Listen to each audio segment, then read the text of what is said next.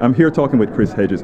Chris, tell me a little bit about what you think is going to be the result of what has just occurred in France.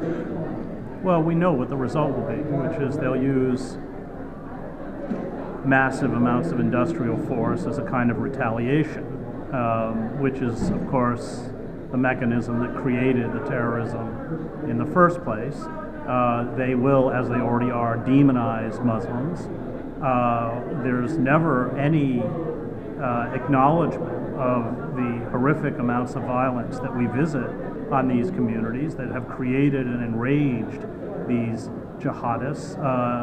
We're already seeing on the mainstream media them called barbarians and terrorists, and that's not helpful. I mean, if we don't understand what drives people to carry out these acts, we can't respond rationally.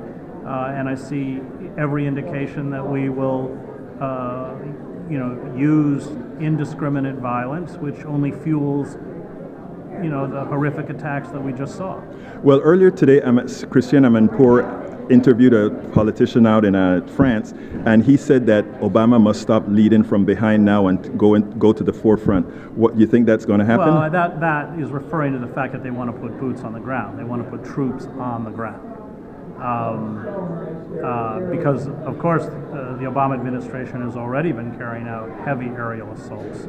So what else can they do? Well, they can deploy U.S. troops, which hasn't worked out particularly well in Afghanistan, didn't work out particularly well in Iraq. As somebody who spent 7 years in the Middle East, I was the Middle East bureau chief for the New York Times. I find the whole thing just tragic and horrifying and frightening. Now, what can we do as activists to try to mitigate what's happening?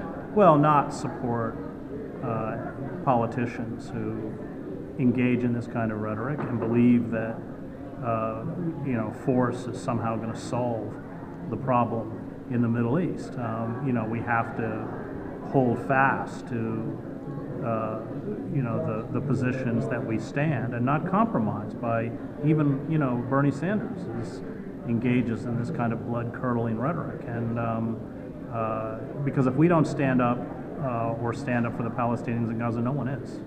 Thank you very much, Chris Hedges.